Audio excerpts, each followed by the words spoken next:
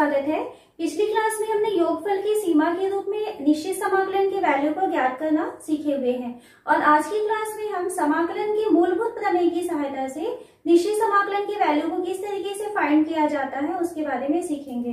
तो जैसे हमको इंटीग्रेशन दिया हुआ है f(x) dx और हमें इसमें जो निश्चित समाकलन है, आपको मालूम है कि निश्चित समाकलन में हमको सीमाएं दी गई होती हैं। ए को कहा जाता है निम्न सीमा और बी को कहा जाता है उच्च सीमा। तो जब हम इसमें मूलभूत प्रमेय की सहायता से इसके इंटीग्रेशन की वैल्यू निकालना चाहते हैं तो इसके लिए आपको क्या करना है कि इसका जो इंटीग्रेशन है ये होगा f(x) + c। जिस तरीके से हम अनिश्चित समाकलन की वैल्यू फाइंड करते थे, सॉल्व करते थे, वैसे ही इसे सॉल्व करना है। और सॉल्व करने के बाद आपको इस तरीके से लोअर लिमिट को यहाँ लिखना होता है एंड अपर लिमिट को ऊपर की तरफ लिखना होता है। नेक्स्ट स्टेप में आप क्या करेंगे कि यहाँ जहां पर भी आपको x दिखाई दे रहा है वहां पर आपको अपर लिमिट की वैल्यू रख देनी है। तो इसकी वैल्यू हो जाएगी fb + c एंड माइनस करके जहां पर भी आपको x दिखाई देगा वहां पर आपको लोअर लिमिट की वैल्यू रख देनी है आंसर में।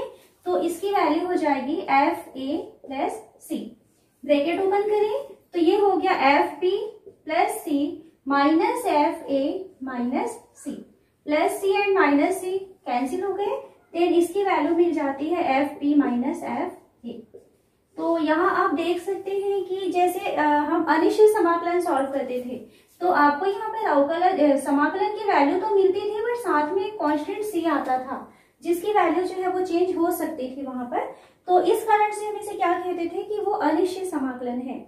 और जब हम निश्चित समाकलन ज्ञात कर रहे हैं तो यहाँ पे जो भी वैल्यूज हमको मिलेंगी वो इसके लिमिट्स के कारण मिलने वाली हैं। जैसे इसकी लिमिट्स क्या है a और b, इसके अलावा कोई दूसरा टर्म हमको नहीं मिल रहा है, इस कारण से इसकी वैल्यू फिक्स होती है और इस कारण से इसे हम निश्चित समाकलन कहते हैं। तो ये कार्यविधि है कि मूलभूत प्रमेय की सहायता से हम किस तरीके से निश्चित समाकलन को ज्ञात कर सकते हैं।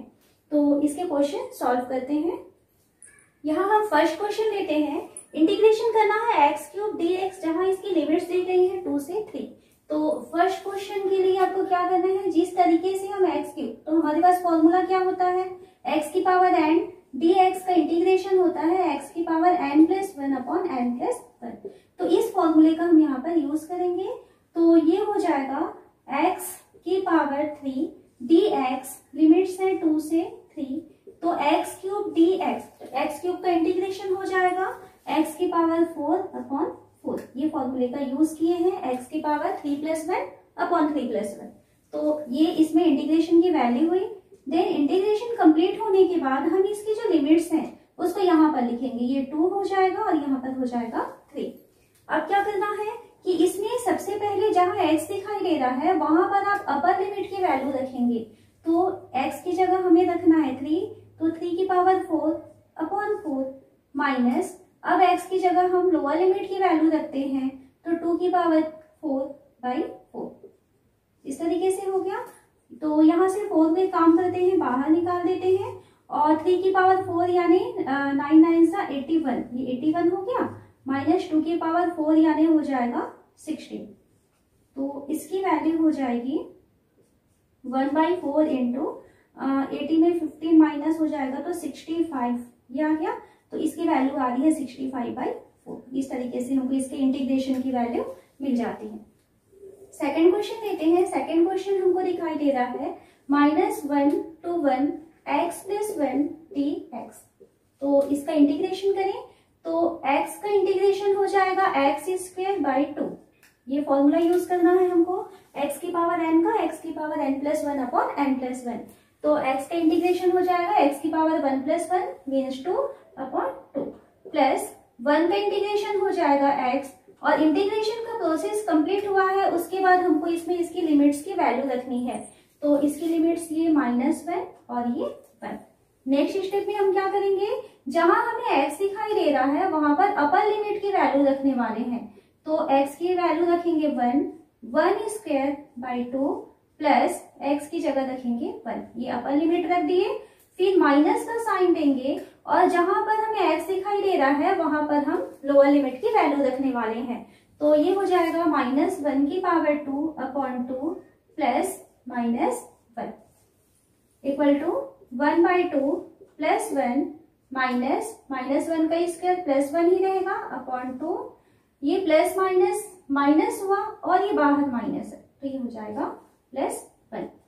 +1/2 एंड -1/2 कैंसिल हो गया, देन हमको इसकी वैल्यू मिल जाती है 2। तो इस तरीके से सेकेंड x+1 का इंटीग्रेशन जहां इसकी लिमिट्स -1 से 1 है उसका आंसर हमको 2 मिल जाता है। अब थर्ड क्वेश्चन को सॉल्व करें। थर्ड क्वेश्चन कहता है इंटीग्रेशन करना है जिसकी लिमिट्स है 1 to 2 4x³ - 5x² + 6x + 9 dx। तो इंटीग्रेशन का प्रोसेस करें। 4x³ तो x³ का इंटीग्रेशन हो जाएगा x की पावर 3 + 1 अपॉन 3 + 1 मीन्स x की पावर 4/4 माइनस 5x² का इंटीग्रेशन x की पावर 2 + 1 यानी x की पावर 3 अपॉन 3 प्लस 6x है तो इसका इंटीग्रेशन होगा x²/2 प्लस 9 तो 9 का इंटीग्रेशन हो जाएगा 9x। इंटीग्रेशन का प्रोसेस कंप्लीट हुआ, देन हम बड़ा ब्रैकेट यूज करेंगे और यहाँ पर लोअर लिमिट है 1 एंड अपर लिमिट है 2।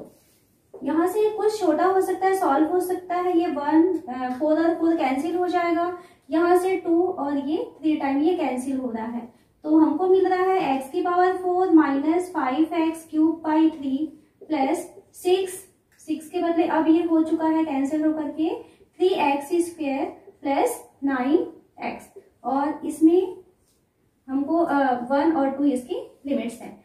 तो पहला काम हमें करना है कि अपर जहां जहां x दिखाई दे रहा है वहां पर पहले अपर लिमिट की वैल्यू रखेंगे। तो ये हो जाएगा 2 की पावर 4 माइनस 5 × 2 की पावर 3/3 प्लस 3 × 2 की पावर 2 और प्लस 9 × 2। ये फर्स्ट हुआ और फिर माइनस का साइन देंगे और सेकेंड बार हम ब्रैकेट लगा करके जहां x दिखाई दे रहा है वहां पर लोअर लिमिट रखेंगे। तो जहां जहां x दिखाई दे रहा है वहां पर 1 रखना है तो ये हो जाएगा 1 की पावर 4 माइनस 5 × 1 की पावर 3/3 प्लस 3 × 1 की पावर 2 और प्लस 9 × 1। उसके बाद सेकंड में थोड़ा सा सॉल्व करते हैं और ब्रैकेट भी ओपन करते जाते हैं। 2 की पावर 4 मीन्स ये हो जाएगा 16 माइनस 2 की पावर 3 यानी हो जाएगा 8 8 5 14 40/3 हो जाएगा प्लस ये हो गया 12 प्लस 9 2 18 माइनस 1 की पावर 4 यानी 1 ही रहा, ये माइनस और माइनस हो गया प्लस 5/3 प्लस है तो ये माइनस हो जाएगा क्योंकि ब्रैकेट के बाहर माइनस है और -9 ये माइनस 40/3 है और ये प्लस 5/3 है तो इसकी वैल्यू हमको मिल जाएगी -35/3। इन दोनों की वैल्यू अगर हम सॉल्व करेंगे तो -35/3 ये हो जाएगा 16 प्लस 12 प्लस 18 और ये तीनों प्लस वाले हैं, ठीक है। तो ये हो जाएगा 30 40 46 प्लस 46 हो जाएगा और -1 -3 और -9 तो ये हो गया -30 इक्वल टू इसकी वैल्यू आ रही है -35/3 प्लस 46 -13 तो ये हो जाएगा +33। ये हो गया। इसको थोड़ा सा और सॉल्व करते हैं, देन इसका एलसीएम हो जाएगा 3 -35 प्लस 99 देन इसकी वैल्यू हो जाएगी ये 4 हुआ और 9 में 3 माइनस हुआ 6 64/3 ये इसका आंसर होता है। तो आप देख सकते हैं यहाँ पर हम इंटीग्रेशन जैसा जो फॉर्मूला अनिश्चित समाकलन में हमने यूज किया हुआ था कि x की पावर n dx की वैल्यू x की पावर n+1/n+1 यही फॉर्मूला आपको यूज करना है।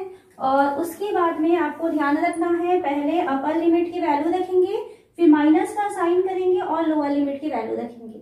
जब वैल्यू रखेंगे तो आपको ये ध्यान रखना है कि आप जब सेकेंड टाइम वैल्यू रखने वाले हैं तो आपको ब्रैकेट यूज करना है क्योंकि सामने माइनस का साइन रहता है तो अंदर के सारे साइन हमको चेंज करने होते हैं। तो इसके कुछ क्वेश्चन और सॉल्व करते हैं। नेक्स्ट क्वेश्चन हम लेते हैं, हमें दिखाई दे रहा है साइन 2x dx और इसकी लिमिट्स दी गई हैं 0 से π/4। तो इसका इंटीग्रेशन करने के लिए क्या दिखाई दे रहा है, साइन 2x dx और इसकी लिमिट्स हैं 0 से π/4। साइन 2x का इंटीग्रेशन हम जानते हैं, साइन का होता है माइनस कॉस 2x है तो ये हो जाएगा 2 और अपॉन में हो जाता है, ये इसका इंटीग्रेशन है। इसको हम अनिश्चित समाकलन में किस तरीके से सॉल्व करते हैं ये सीखे हुए हैं। और इसमें जो इसकी लिमिट्स हैं ब्रैकेट लगाएंगे और लिमिट्स यूज करेंगे 0 से π/4। ये इंटीग्रेशन का प्रोसेस कंप्लीट हुआ। देन अब हमें क्या करना है, जहां x दिखाई दे रहा है वहां पर पहले अपर लिमिट लगाएंगे। तो ये हो गया, माइनस का साइन बाहर निकाल देते हैं, तो ये हो गया cos 2 × π/4 और 1/2, ये 2 को भी बाहर निकाल देते हैं तो -1/2 हम यहाँ से बाहर निकाल दिए। ओके, तो ये हो गया cos 2 × π/4 माइनस, अब लोअर लिमिट की वैल्यू रखेंगे 2 × 0, जहां x दिखाई दे रहा है एक बार अपर लिमिट π/4 रखे, फिर सेकेंड माइनस लगा करके लोअर लिमिट की वैल्यू 2 × 0 रखे, इक्वल टू -1/2। अब हम देखते हैं cos, ये 1 और ये 2, ये है cos π/2 minus cos 2 × 0 means cos 0 equal to -1/2। cos π/2 की वैल्यू क्या होती है 0, 90 डिग्री की, और cos 0 की वैल्यू होती है 1। ये वैल्यूज हमको याद रखनी है। तो यहाँ से इसकी वैल्यू हो जाएगी माइनस और माइनस प्लस 1/2। तो इस तरीके से फर्स्ट का आंसर हमको दिखाई दे रहा है 1/2, ये इसका आंसर हो गया। सेकंड क्वेश्चन देखिए, तो सेकंड क्वेश्चन है 0 से π/2 cos स्क्वायर x dx। जब इस टाइप का क्वेश्चन आता है तब हमने देखा है कि क्या कैसे सॉल्व करते हैं इसको, अनिश्चित समाकलन में आया हुआ था ये। तब आपको क्या चेंज करना है, इसमें आप क्या करेंगे कि जो cos स्क्वायर x है इसे आप चेंज कर देंगे 1 + cos 2x/2 में, और उसके बाद हम इसको सॉल्व करेंगे। तो ये हमारा क्वेश्चन चेंज हो गया 0 से π/2 1 + cos 2x/2 और इसके बाद ये हो गया dx इक्वल टू, यहाँ से हम 2 कांस्टेंट है बाहर निकाल सकते हैं, 1/2 बाहर निकाल दिए, 1 का इंटीग्रेशन करना है तो ये हो जाएगा x प्लस cos 2x का इंटीग्रेशन करेंगे तो cos x का इंटीग्रेशन होता है sin x, तो ये हो जाएगा sin 2x/2। और इंटीग्रेशन का प्रोसेस कंप्लीट हो चुका है। इसके बाद हम इसके लिमिट्स की वैल्यू को यहाँ लिखेंगे 0 से π/2 इक्वल टू 1/2। यहाँ x की वैल्यू पहले π/2 रखते हैं तो π/2 प्लस साइन 2 × π/2/2 ये हो जाएगा। और फिर माइनस का साइन लगाते हैं, और माइनस का साइन लगा के पहले इसमें छोटा ब्रैकेट यूज करते हैं यहाँ पर, और माइनस का साइन लगा करके जहां x दिखाई दे रहा है वहां पर हम लोअर लिमिट की वैल्यू रखेंगे। तो इसकी वैल्यू हो जाएगी 0 प्लस साइन 2 × 0/2 और ये ब्रैकेट क्लोज हो गया इक्वल टू 1/2। ये हो जाएगा π/2 प्लस साइन, ये पाई हो गया π/2 माइनस 0 माइनस साइन 0/2 साइन 0/2। अब इसके वैल्यूज रखते हैं 1/2, ये हो जाएगा π/2 plus sine pi, sine pi मतलब 180 अंश, साइन 180 अंश की वैल्यू होती है 0, तो 0/2 मीन्स ये 0 हो गया, माइनस ये तो 0 ही है, साइन 0 की वैल्यू भी होती है 0, 0/2 मीन्स ये भी 0 बन गया। देन अब हमको आंसर मिल जाएगा π/4। तो सेकंड का आंसर हमको मिल रहा है π/4। थर्ड क्वेश्चन लेते हैं। थर्ड क्वेश्चन हमें दिखाई दे रहा है 2 to 3 dx/x² - 1। तो हमने फॉर्मूला पढ़ा है इंटीग्रेशन में, यदि dx/x² - a² है तो इसका इंटीग्रेशन होता है 1/2a log x - a/x + a, ये इसका फॉर्मूला होता है। तो इस फॉर्मूले का हम यहाँ पर यूज करेंगे। देन इसकी वैल्यू हो जाएगी 1/2 a की वैल्यू, तो ये x² - 1² है, तो a की वैल्यू हमें क्या दिखाई देगी यहाँ पर 1, तो 1/2a means 2 × 1 log x - a means x - 1/x + 1। ये इंटीग्रेशन का प्रोसेस कंप्लीट हुआ। देन अब हम इसके जो लिमिट्स हैं जो 2 से 3 था इसको अब हम यहाँ लिखेंगे, ये हो गया 2 और यहाँ पर मिल जाएगा 3। 1/2, तो ये 1/2 बाहर निकाल सकते हैं। अब हमें रखना है log x माइनस 1/x+1 में वैल्यू रखेंगे 2 से 3, तो ब्रैकेट क्लोज करते हैं और ये हो गया 2 से 3। ये कांस्टेंट था इसलिए हम इसको यहाँ से बाहर निकाल दिए हैं। वैल्यू रखें 1/2, ये हो जाएगा log, ये पहले अपर लिमिट की वैल्यू रखते हैं तो 3 - 1 मीन्स 2/3 + 1 यानी 4, माइनस का साइन देंगे, फिर log यहाँ से इसके बाद हम लोअर लिमिट की वैल्यू रखते हैं तो 2 - 1 मीन्स 1/2 + 1 मीन्स 3, ये मिल जाएगा। तो 2 और 2 2 = 4, 1/2 हमको यहाँ मिल रहा है log 1/2 माइनस log 1/3। अब हम log में फॉर्मूला जानते हैं कि यदि मान लीजिए log m/n है तो इसकी वैल्यू होती है log m minus log n, ये इसका फॉर्मूला होता है। तो यहाँ पर इसी फॉर्मूले का हम यूज करेंगे कि log m minus log n है, देन इसकी वैल्यू log m/n होता है। तो m की जगह हमें क्या दिखाई दे रहा है 1/2 और n की जगह हमें दिखाई दे रहा है 1/3। तो इस फॉर्मूले को हम यहाँ लगा दें तो 1/2 log, ये हो जाएगा 1/2/1/3, इस तरीके से चेंज हो जाएगा। देन इसकी वैल्यू हमको मिल जाएगी 1/2 log 3/2, ये इसका आंसर हो जाएगा। हम नेक्स्ट क्वेश्चन लेते हैं 2x + 3/5x² + 1 dx, और यहाँ हमें लिमिट्स दी गई है 0 से 1। तो इसका इंटीग्रेशन करने के लिए सबसे पहले तो हम क्या लिखें 2x + 3/5x² + 1 dx। अभी हम लिमिट को नहीं लिखते, सबसे पहले इसको सॉल्व कर लेते हैं। तो इसको दो पार्ट्स में हम तोड़ सकते हैं, एक तो हो जाएगा 2x/5x² + 1 dx और सेकेंड पार्ट हो जाएगा 3/5x² + 1 dx। इस तरीके से हम इसको दो भागों में, अलग अलग भागों में तोड़ के सॉल्व करेंगे। ये फर्स्ट वाला पार्ट है और ये सेकेंड वाला पार्ट है। फर्स्ट वाले पार्ट को सॉल्व करने के लिए देखिए क्या दिखाई दे रहा है हमको 2x/5x² + 1 dx। तो यदि मान लीजिए 5x² + 1 dx, 5x² + 1 को हम t माने, देन हमको 2x dx की वैल्यू dt के फॉर्म में मिल जाएगी।